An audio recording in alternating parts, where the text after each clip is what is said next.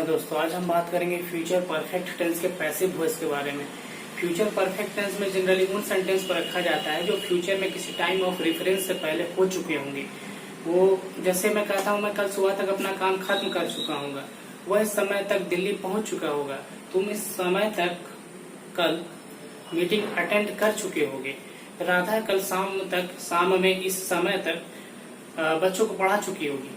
तो किसी भी तरह के सेंटेंस को जब आप फ्यूचर में बनाते हैं, किसी टाइम ऑफ रेफरेंस से पहले ये चीज घटित हो चुका होगा फ्यूचर में, तो उनको आप फ्यूचर परफेक्ट टेंस में रखते हैं। अब इनका पैसिव कैसे बनाते हैं? इनका पैसिव में बस आपको बीन ऐड कर लेना है। जैसे आप कहते हैं कि राधा इस समय तक बच्चों को पढ़ा चुकी होगी।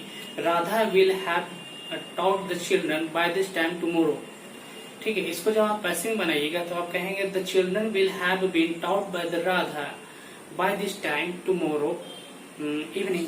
टुमारो अगर आप कहते हैं शाम तक, तो शाम से पहले तक वो अपने बच्चों को पढ़ा चुकी होगी। ठीक है, या फिर बच्चों को पढ़ा चुकी होगी। जैसे मैं कहता हूँ कि मैं ये काम कल सुबह तक खत्म कर चुका हूँ।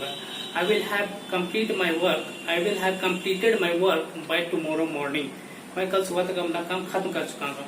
इसी को जब आप पैसिव बनाइएगा तो आप कहिएगा this work will have been completed by me by tomorrow morning. ठीक है, आपने क्या ऐड किया? बस बीन ऐड किया, बाकी सब वैसे ही रहने दिया। चेंजेस कहाँ हुए? ऑब्जेक्ट सब्जेक्ट में आ गया और सब्जेक्ट ऑब्जेक्ट में आ गया। ठीक है दोस्तों, और कोई चेंजेस नहीं आया, बस बीन ऐड हुआ। और पैसिव वॉइस में तो ऑब्जेक्ट सब्जेक्ट हो ही जाता है। ठीक है, तो उसको आप चेंज नहीं कर सकते, चेंज बस यही हुआ। ठीक है, अब देखिए she will have bought the car. वह एक कार खरीद चुकी होगी। इसी को जब आप पैसिव बनाइएगा तो कार सब्जेक्ट में आ जाएगा। The car will have been bought by her. आपने क्या किया? विल हैव तो है ही, बीन ऐड किया, बाउट था बाय हर उसके द्वारा। बस आपने सब्जेक्ट और ऑब्जेक्ट चेंज किया और बीन ऐड किया। The car will have been bought by her. ठीक है, they will have done it. वह यह कर चुके होंगे, वह यह काम कर चुके होंगे, या वह यह काम खत्म कर चुके होंगे। इसी को जब आप पैसिव बनाइएगा तो आप इट को एज ए सब्जेक्ट यूज करिएगा। It will have been done by them. यह काम उनके द्वारा खत्म कर लिया जा चुका होगा। अगला सेंटेंस देखिए, दे will have sold their house. वह यह घर बेच चुके होंगे, वह अपना घर बेच चुके होंगे। अब इसको आप पैसिव में जब बनाइएगा तो देयर हाउस को आपको सब्जेक्ट में ले लेना है। Their house will have been sold by them. उनका घर उनके द्वारा बेचा जा चुका होगा। ठीक है, their house will have been sold by them. अब देखिए इंट्रोगेटिव में कैसे बनाते हैं। इंट्रोगेटिव में आप क्या करते हैं? विल को आगे ले आते हैं। आप विल को आगे ले आए, सब्जेक्ट को रखते हैं, सब्जेक्ट आया प्लस हैव आता है प्लस भर्तृ आता है। देखिए विल को आपने आगे रखा, सब्जेक्ट आया प्लस हैव आया प्लस भर्तृ आया। विल दे हैव प्लेड, क्या वह खेल चुके होंगे? अब वहाँ कोई ऑब्जेक्ट नहीं था, यहाँ ऑब्जेक्ट है तो यहाँ फुटबॉल उठेगा, क्योंकि आप पूछ रहे हैं क्या वो फुटबॉल खेल चुका होगा। Will they have played football. ठीक है, अगर सेंटेंस देखिए इसको पैसिव में कैसे बनाते हैं, तो इसमें फुटबॉल ऑब्जेक्ट था तो यहाँ सब्जेक्ट हो जाएगा, और विल है क्योंकि इंट्रोगेटिव है। Will the football have been played by them. क्या वो उनके द्वारा फुटबॉल खेला जा चुका होगा? ठीक है, इस तरह से बनाता है। फिर अगला सेंटेंस देखिए, फिर ये इंट्रोगेटिव ही है। Will see have cooked cakes. क्या वह केक बना चुकी होगी? फिर इसमें क्या करना है? केक्स को एज ए सब्जेक्ट यूज करना। इंट्रोगेटिव है तो विल आगे आएगा ही। Will the cakes have been cooked by her. क्या केक को उसके द्वारा बना लिया गया होगा? अगला सेंटेंस देखिए, will they have paid the bill. क्या वह बिल पे कर चुके होंगे? ठीक है, इसको जब बनाइएगा तो बिल को आपको एज ए सब्जेक्ट यूज करना है। ठीक है, will the bill have been paid by them. Have been आपको लगाना ही है, विल आपने आगे लगा लिया है तो यहाँ विल होगा नहीं। Will the bill have been paid by them. क्या बिल उनके द्वारा पे किया जा चुका होगा? ठीक है, अगला सेंटेंस देखिए, ये निगेटिव में आ गया दोस्तों, ये निगेटिव सेंटेंस है। देखिए, you will not have completed your job before Monday. तुम अपना काम सोमवार से पहले तक नहीं खत्म कर चुके होगे। इसी को जब आप पैसिव बनाइएगा तो आप योर जॉब को एज ए सब्जेक्ट यूज करिएगा कि तुम्हारा काम तुम्हारे द्वारा मंडे से पहले तक खत्म नहीं किया जा चुका होगा।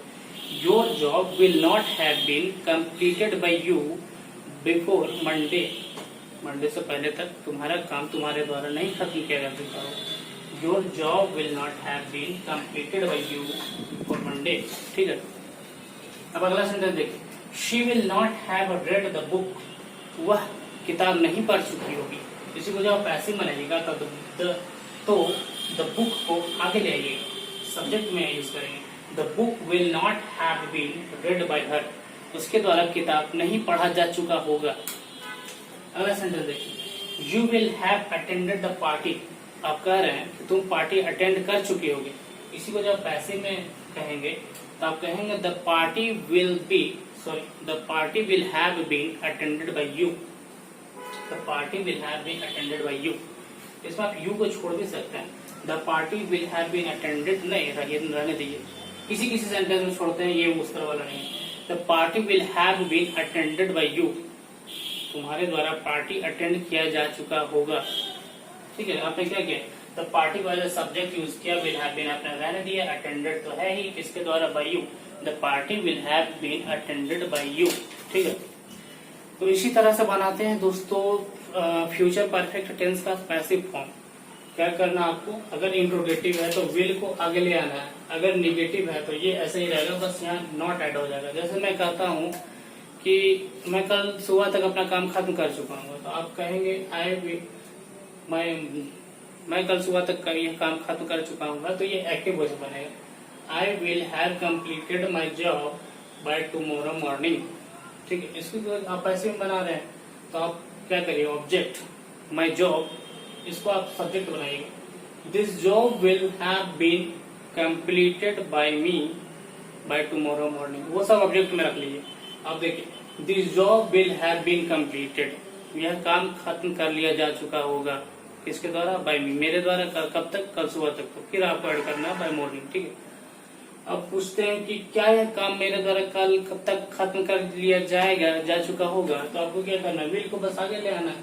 तो आप क्या करेंगे, विल दिस वर्क या will this job have been completed by me by tomorrow morning, क्या यह काम कल सुबह तक मेरे द्वारा खत्म कर लिया जा चुका होगा।